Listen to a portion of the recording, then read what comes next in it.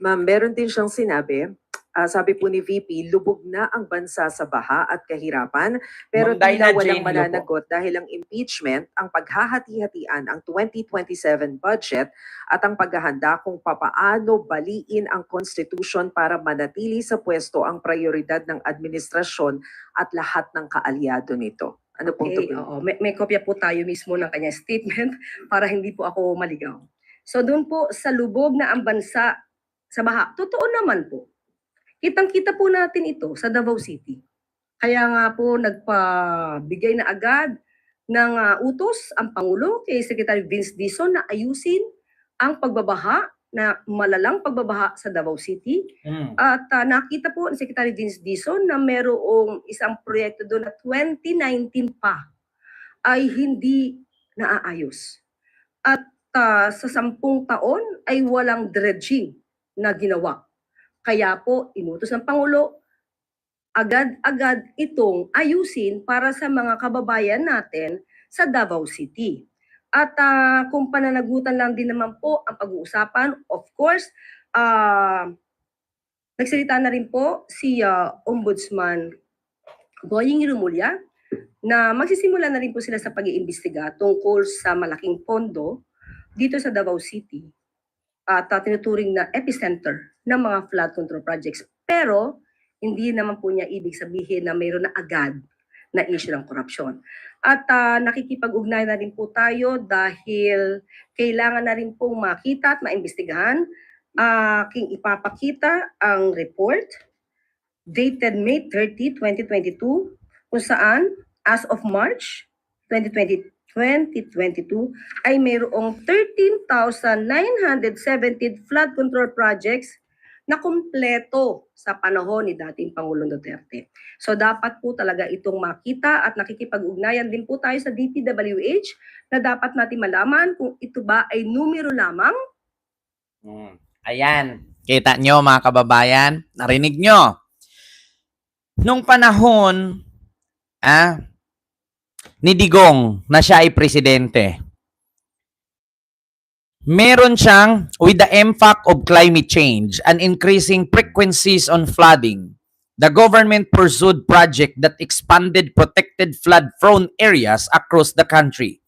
As of March, 13,917 flood control projects have been completed sa panahon ni Digong. Ngayon, saan natin makikita yung 13,917 flood control project na completed? Kaya ngayon nananawagan ang palasyo kung ito ba ay numero lang o meron talagang matatagpuan. Ang tanong, saan? Ako, sa totoo lang, hindi natin kailangan dyan ng mga surveyor. Hindi na natin kailangan ipasiya yan. Bakit? Makikita natin yung 13,917 flood control project na kumpleto sa panahon ni Digong. Dito, at dito. Dito makikita yung mga flood control project na yan. Ulitin ko. Dito, at dito. Dito mo makikita yan. Kumpletong-kumpleto. Yung dito nga, konting tabingi eh. Yung dito, minsan napansin ko tabingi. Yung dito banday. Kasi nagtatanong si Jose Claire Castro. Kasi bumanat si Sara eh. Lubog na daw sa baha ang Pilipinas. Mas pinahalagahan daw ang impeachment kaysa sa flood control. Ang sabi nga ni Yosek, bakit mo poproblemahin ang flood control project kung sa panahon ng tatay mo may 13,917 flood control project na kumpleto? Tapos, nasaan? Ulitin ko 2022 ay mayroong 13,917 flood control projects na kumpleto sa panahon ni dating Pangulong Duterte. So dapat po talaga itong makita at nakikipag-ugnayan din po tayo sa DPWH na dapat natin malaman kung ito ba ay numero lamang o totoong mga nag-i-exist. Kasi sabi ko nga sa inyo pulong. Habang maaga pa, yung mga pera mo na tira-tira sa 51 billion, i-deposit mo na sa Swiss Bank yan. or else sumunod ka na kay Saldico, or else sumunod ka na kay Loren Legarda at kay Leandro Libeste. Kasi kapag ito ay hindi makikita, nagsalita na si Boying, ang epicenter ng flood control corruption sa Davao City. Davao City ang may pinakamalaking project, pondo. Ngayon, ito kayang 13,917 flood control project na kumpleto sa panahon ni Digong, saan kaya ito makita? Para sa akin, dito, dito, at sa Balakang. Sa Balakang, sa dibdib, sa Panga, sa Ilong. Diyan mo makikita ang flood control project sa ilalim ng bilat, pusa at pagong. Yeah, continue. Aking bagay kung ito lahat ay maayos, nagawa ng maayos, kumpleto, dahil makakatulong ito sa problema ng baha. So kung meron dapat managot dito sa mga proyektong ito, dahil inamin naman ni dating Pangulong Duterte na merong ghost projects sa panahon niya, dapat din natin malaman. Kasi para mabigay po natin ang kahilingan ng Vice Presidente na managot ang dapat na managot. Patay. Patungkol sa paghahati. Habi ko sa inyo eh. Kaya nga, sa mga Duterte dapat, tigilan yung kakakuda ninyo. Hantayin nyo na lang bumaba si Marcos. Kasi the more na kumuda kayo, ang administrasyon, hinahanapan kayo ng butas. Yung ikinukuda ninyo, hahanapin yan. Bakit? Una, bakit mga tayo lubog sa baha kung meron namang 13,000 flood control na kompleto? Gawa. Ang tanong, bakit may baha pa rin? Davao City nga eh. 51 billion ang ang pondo. Pero bakit hanggang ngayon binaha pa rin? Bukod na sa hahanapin yung 13,000, mga kababayan, bukod na sa hahanapin yung 13,000 na flood control, mga kababayan, ay wag na sanang kumuda. Kasi kapag kayan ay hinanap, sinong mapuputukan? Si Digong. 'Di ba? Mahahanap yung flood control na yan. Kung meron mang nakatayo, sisilipin pa ang mga materialis niyan. Ma'am Luisa Ragunton, maraming salamat po sa pagpa-member po sa ating YouTube channel. Thank you po. 'Di ba? Tama naman ang sabi ni Yussi Clear. Sa paghahanap nyo niyan, makikita nyo naman makikita nyo kung sino ang may proyektong yan. Ulitin ko ha. Pakinggang mabuti. Dahil makakatulong ito sa problema ng baha. So kung meron dapat managot dito sa mga proyektong ito, dahil inamin naman ni dating Pangulong Duterte na merong ghost projects sa panahon niya, dapat din natin malaman. Kasi para mabigay po natin ang kahilingan ng Vice Presidente na managot ang dapat na managot. Patungkol sa paghahati-hatian ng 2027 budget, mas maganda pong tutukan niya po ito, lalo-lalo na pagka may BICAM conference. At ang paghahanda kung papaano baliin ang konstitusyon. Sa ngayon po, ang impeachment proceedings ay naaayon sa konstitusyon at ito ay parte ng probisyon ng saligang batas upang mapanagot ang dapat na managot. Kung may kasalanan, dapat na mahatulan. At makikita po natin kahapon kung pag-usapan po na. Ma'am Puri Malunso, maraming salamat po sa pagpa-member sa ating YouTube channel. Salamat po. Ay ang pagbali ng konstitusyon. Nakita mismo at inamin ng witness na mula sa OVP na si Mr. Limuel na mayroon siyang inabonohang 150,000 pesos na ginamit pa para sa di umanong proyekto na kasama sa plano regarding the confidential funds.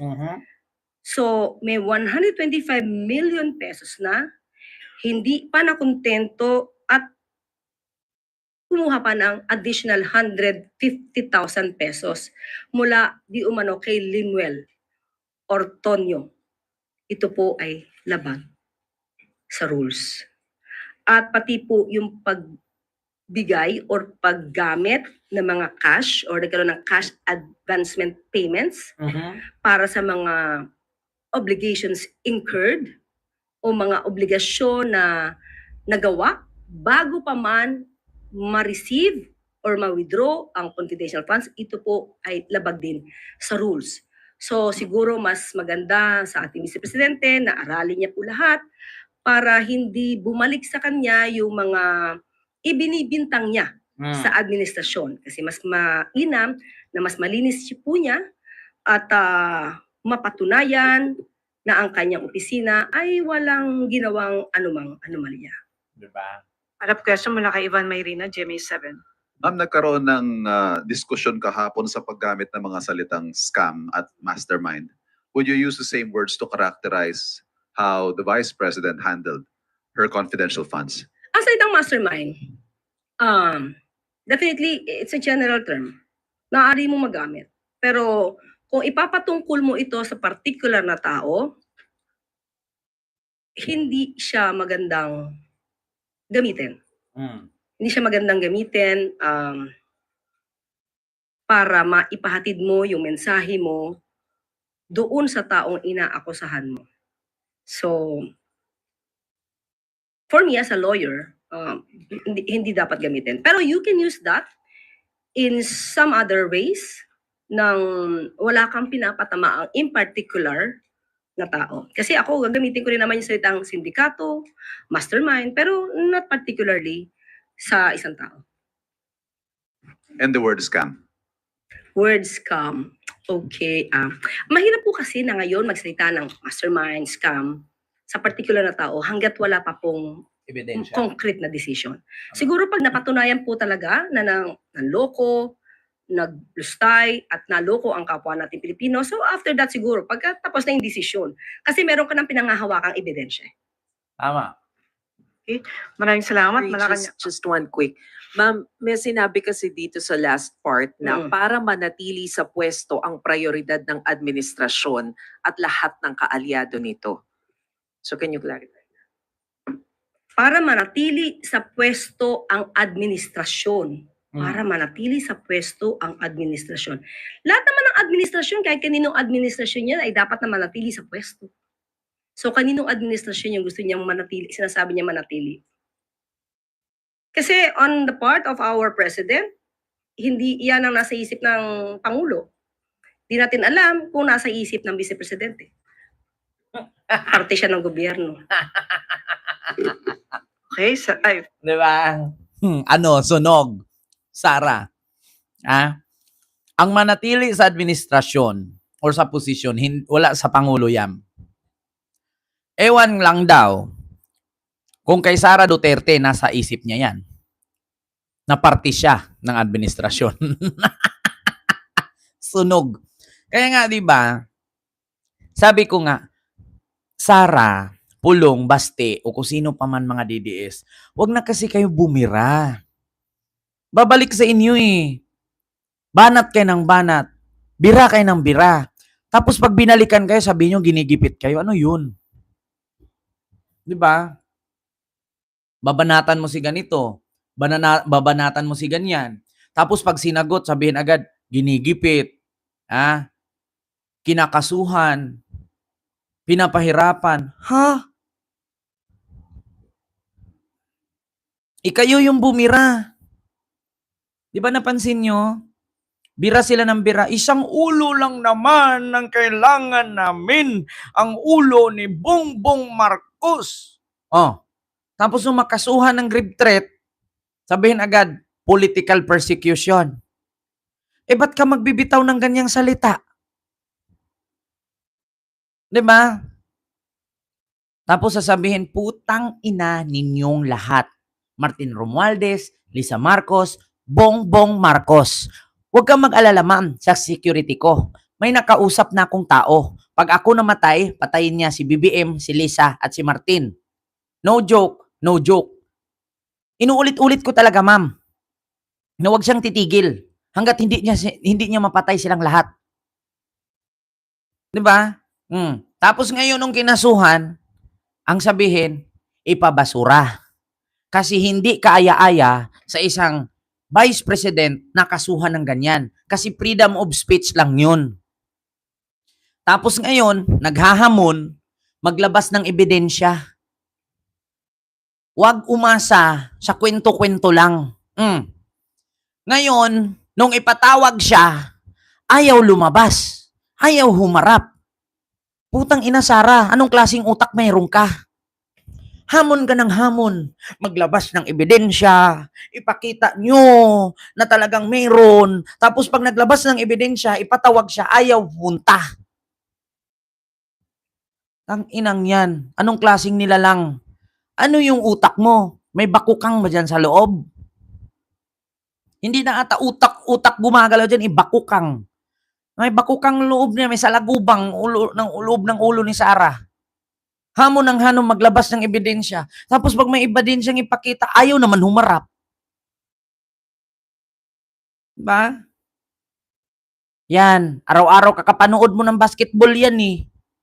Kaya yung utak mo nagbabounce-bounce eh. Ay nako, ewan ko lang sa'yo. Continue. Uli kay... Ma'am, napansin ko lang na gamit niyo ulit na halimbawa sa pagpapahaliwanag ng LGSF si Naga City Mayor Lenny Robredo. Mhm. Ah, Kasi po siya yung nakita nating na-interview na naging napakita niya ang kahalagahan ng LGSF nang hindi namumulitika. Diba? Kita niyo mga kababayan, sabi ko sa inyo, sa mga DDS, tigilan yung kakakudanin niyo. Bumabalik sa inyo. Meron nga akong kaibigang DDS vlogger-vloggeran eh, nasa Singapore. Gigil na gigil kay Tulpo. Sabi niya sa kanyang vlog niya sa Facebook. Sabi niya, "Hoy, Erwin Tulpo, Rapi Tulpo, nakakawala kayo ng respeto. Yung witness, sinasabihan mong estupido, sinasabihan mong tanga. So anong gusto mong isabi ni Erwin Tulpo doon? Praise the Lord? Hindi naman siya si Joel Villanueva." Tanga-tanga itong mga DDS na to eh. Diba? Ayaw nilang sabihan silang tanga. Ayaw nilang sabihan silang estupido. Pero mga estupido at tanga sila. Diba? Ang tawag dyan, narcissist. Ganyan mga narcissist eh. Kapag tinawag mo silang bobo, tinawag mo silang estupido at tanga, nagagalit sila. Pero hindi nila alam na sila yun. Diba? Biruin mo yan, no? Binaha na tayo. Walang nagawa ang presidente. Kayo nga nandyan nakatira, wala kayong ginawa eh. Diba? Binaha na tayo. Naghirap na ang Pilipinas. Ha? Wala na tayong makain. Wala nang pambili ng bigas. Ha? Kasalanan pa rin ni Marcos. Tanga, magtrabaho ka para may bigas ka. Ang mahal ng bilihin. Kasalanan to ni BBM. Eh di wag kang bumili, mahal pala eh. Nagugutom na ang taong bayan. Maraming walang trabaho. Kasalanan to ni Marcos. Ha? Ba't ayaw nyo magsi-apply? Dumami ang aking anak. Kulang yung aking dede kasi 2 lang, 3 yung anak ko. Ha? Kasalanan ni BBM? Kung 3 ang dumede sa'yo, 2 lang yung suso mo. So anong gusto mo mangyari? I-insert mo yung suso ni Lisa? Para susuhin ang anak mong isa? Nang inang to? Paiyot ka kasi ng paiyot. Wala ka nang pera kasi DDS ka, mahirap ka, kantot ka pa ng kantot. Tapos pag mabuntis, kasalanan ng presidente. Ang ina mo. Diba? Ang dami kong anak. Ang mahal ng bilihin. Ang ina mo, anak ka ng anak, tapos kasalanan ni BBM. Ang inang to. Ba't hindi mo subukang tawagin si Si Ibana. Di ba? Eh di tawagin mo si Ibana. Sabihin mo, Ibana, binaha kami. Tulungan mo kami. Ay, naku, giahak. Hindi ko rin maintindihan. Noong panahon ni Digong na si Digong presidente, binaha din naman tayo. Noong panahon ni Digong na si Digong ang presidente, ginira tayo. Noong panahon na si Digong ang presidente, nilindol tayo. Ba't hindi nyo isinisi kay Digong? Ngayon nung si BBM sumalo lang naman at sumunod sa yapak ni Digong, kay BBM na lahat. Ang may kasalanan si BBM na lahat. Huy, mga buang, DDS, sakto ba yung tulog nyo? O kulang sa tulog yan? Inumin mo, pag dumami anak, kasalanan ng presidente. Pag walang bigas, kasalanan ng presidente. Pag mahal ang bilihin, kasalanan ng presidente. Inang yan. Si BBM bang tindera ng palengke? Si BBM bang kumantot sa'yo kay dumami anak mo? Si BBM ba? Ang may kasalanan, wala kang trabaho, ina mo ka? Kasalanan ba ni BBM na pinanganak ka sa pobreng uten? Ina mo ka? Sisihin mo magulang mo kung ba't ka mahirap. Bakit? Kasi kung ang magulang mo ay hindi naglandi ng maaga at nag-aral ng mabuti, edi ang laki ng sahod, may maipamana sa'yo. Tingnan mo si Chabit, bago naglandi, bilyonер. Edi dalawang dosina ang anak. Yung mga anak, may kanya-kanyang mana. Kasi bakit? Bago naglandi, nagbilyonaryo muna eh. Diba? Kayo, pangit, dugyot, inutil, hampas lupa, patay gutom, nag-agawan ng humba, tapos mga manyakis pa, walang pera, tapos pag magkaroon ng pera, unahing pagawa ang ilong, tanginang yan, tapos pag walang makain, ano yun, masasangla mo yung ilong mo? Doon talaga ako natawa mindset ng DDS. Nung bumili ako ng Mustang, ang sabi sa agad nung nag-comment, bakit inuna ang Mustang? Ba't hindi pinagawa ang ilong? Tanga ang Mustang, pag i-drive mo, di ka nababasa, di ka naglalakad. Yung ilong mo, pag wala kang makain, di mo nasasangla niyan. Sino? Sino ang tatanggap niyan sa sanglaan? Meron niyang burger.